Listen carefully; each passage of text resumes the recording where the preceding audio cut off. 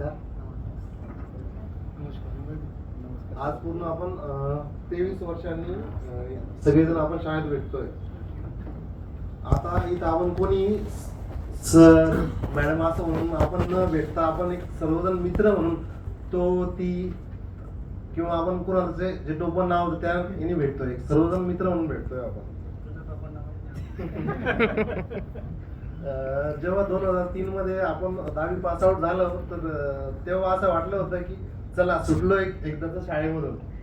पण त्यानंतर आता आपलं असं कळतं की आपण शाळेतून कधीच सुटलो नाही. ती जी शाळा आहे ना आपल्या सगळ्यांच्या मनामध्ये आहे, जी आपण कधीही सुटू शकत नाही त्यातून. आता शाळेतल्या काळात काय होतं, सगळ्या गोष्टींना आता उजाळा मिळाला. म्हणजे आपण खाल्लेला मार, त्यानंतर जे असतील आपण शाळेमध्ये जे खेळ खेळू किंवा मग कोणी मला बोलायची सवय नाही, फर्स्ट टाइम बोलतोय आणि हे सगळेजण आहेत त्यात खूप भावनिक झालं, म्हणजे काही सुचत नाहीये.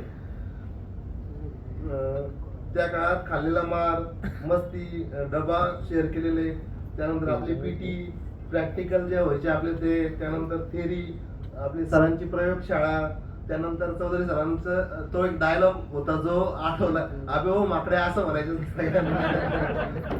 त्यानंतर कुलकर्णी मॅडम आहेत तर त्यांनी काय कधी आपल्याला जे येतं त्यांनी असं मार तर नाही आठवत, मार म्हणजे मारला असेल त्यांनी, पण त्यांचं काय होतं मॅडमचं म्हणजे तुम्ही इतके बोलायचे ना तर म्हणजे ते मारलं असतं तर ते तर चाललं असतं, पण मॅडम असं बोलायचं ना मनाला लागायचं. कारण काय सर्वांनी सरांनी म्हणजे इतकं प्रेम केलं एवढं की ते आपल्या मुलाप्रमाणे सर्वांना त्यांनी ट्रीट केलेलं आहे. आता वाटतं का? हो त्यावेळेस त्यावेळेस राग यायचा,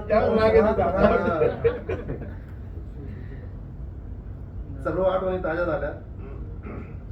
आज आपण 23 वर्षांना इथे आलो तर कोणी आता एअरफोर्स मध्ये आहे आपल्यापैकी, कोणी शिक्षक आहे, कोणी बिल्डर डेव्हलपर्स आहे, त्यानंतर कोणी फायनान्स मध्ये आहे, कोणी बँकिंग मध्ये आहे. सर्व क्षेत्रांमध्ये आपले विद्यार्थी आहे.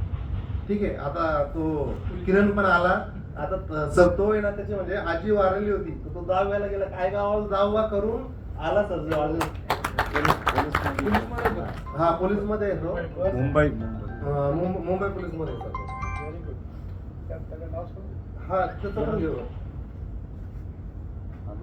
पण इथं आपण जे सगळे जण जमा झालो इथं कोणी पद म्हणा किंवा मग स्टेटस म्हणा त्यासाठी नाही आलेलो. इथं आपण फक्त एक मित्र म्हणून आले, जो आपण शाळेमध्ये जसं होतं तसं.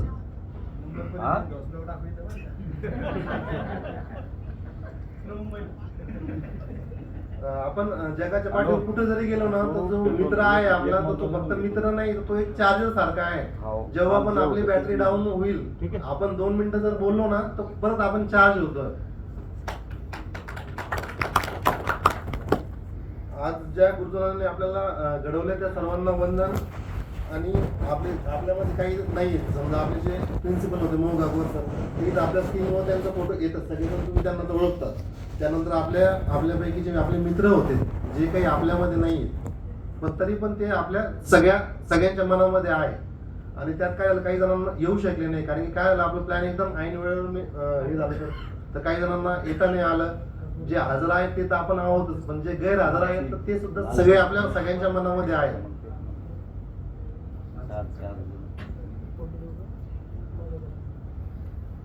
त्यानंतर आता शेवटचं एवढं सांगणं, कारण की काय होतं जे आपल्या शाळेने दिलेलं आहे तर आज ते कुठं बघायला भेटत नाही सर शाळेमध्ये.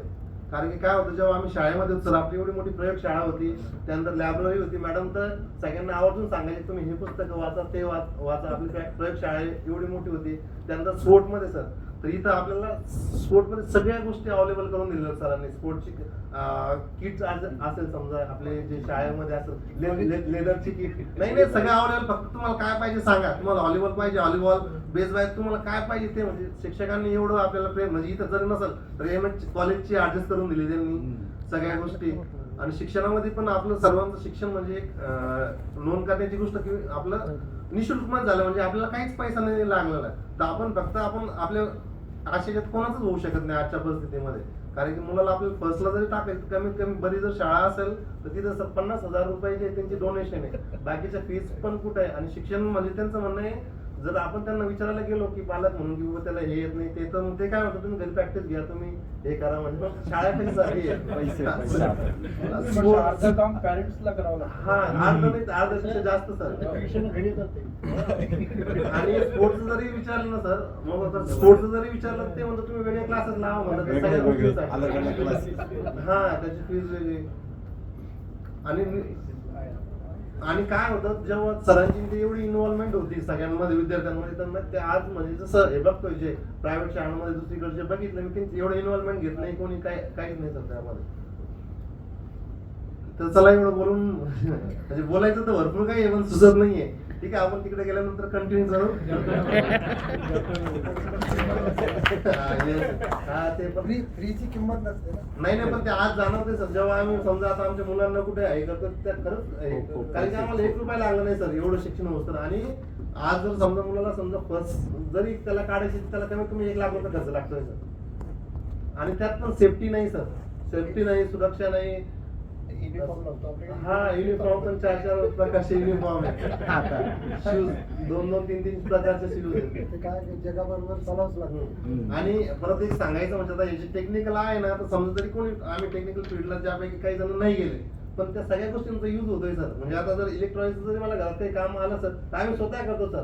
माझ्या घरची तर वायरिंग आम्ही स्वतः केलेली सर. मी होतं, पंढरी होता, त्यानंतर बाकीचे कार्पेंट्री जे आहे सगळ्या गोष्टींचा युज झाला सर आम्हाला. असं काहीच नाही. आणि ते नॉलेज तर एवढं मिळालं की काय होतं जर कोणाला काही काम करायला बोलवलं आपण तर त्यांच्यापेक्षा जास्त आपल्याला माहित असतं. त्याच्यामुळे बरं चला एवढं बोलून मी माझं संपवतो. धन्यवाद.